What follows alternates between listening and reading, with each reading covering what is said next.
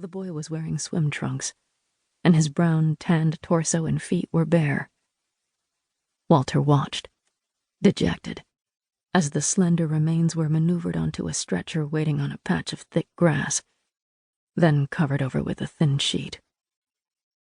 Along the water's edge, the police photographer moved away from the spot where the surfboard had been jammed. He paused briefly as he passed Walter. "All yours, bruh." Walter grumbled. He looked back to where Hara was waiting next to the stretcher, then to the spot where the medics stood. They had walked away, down the beach, and Walter was aware that they were deliberately avoiding making eye contact with him. "You expect me to pull that damn thing out of the water?" The photographer shrugged. "Not like you're going to get any wetter, you know? Give the rest of us a break." Walter sighed. It was true. There wasn't a dry inch of him to be found. He edged himself back into the sea, then took a deep breath and ducked beneath the surface and came up with the board resting on one shoulder. He struggled over the sharp rocks, scraping his arms and legs, his bulky frame not designed for this much physical activity, especially not this early in the day. He carried the board to where Hara stood, shifting nervously from one foot to the other. Walter ignored him, doing his best not to be bothered by Hara's persistent discomfort in his presence.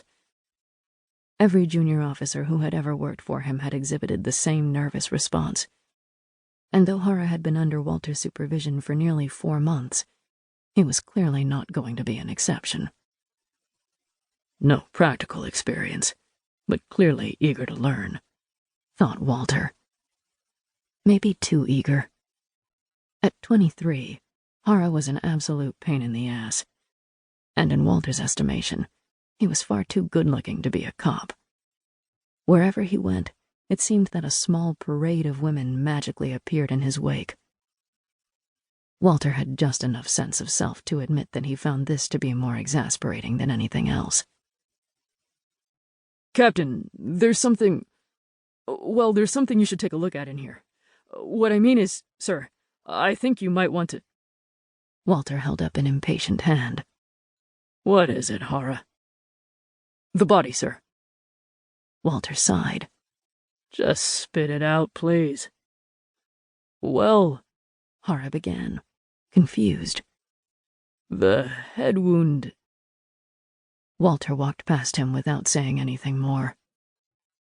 The body lay silent, the legs slightly splayed out, permanently stilled. Hara moved to the top of the stretcher, then pulled the sheet aside and pointed to the wound. "Looks like the bone around the cut is crushed, sir."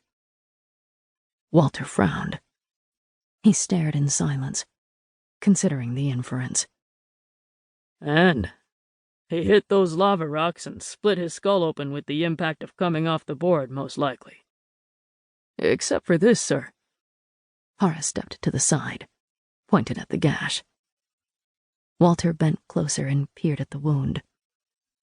There was something there, embedded in the edge, something shiny and white caught in the flesh. Walter glanced at the medics, now standing at the edge of the water engaged in conversation, their sensitivity dulled through necessity and long years of recovering drowning victims. He pulled a pair of wet gloves from deep in his back pocket and slipped them on. "Flashlight," he said, his voice terse. Hara fumbled at his belt and removed a small, powerful penlight. "Angle it right here. No, more to the left." Walter studied the uneven opening in the skin, probing gently at the edges, speaking to himself.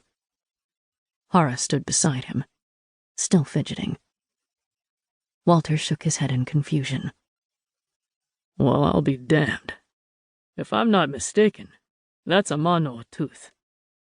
"That's what I thought too, sir. But what's a shark's tooth doing in his head? That wound isn't a bite. If he cracked his head open on the lava rocks while he was surfing, why would there be a tooth in the flesh? And wouldn't a shark have, well, eaten some of him? Wasn't—" Walter held up his hand again, muting him.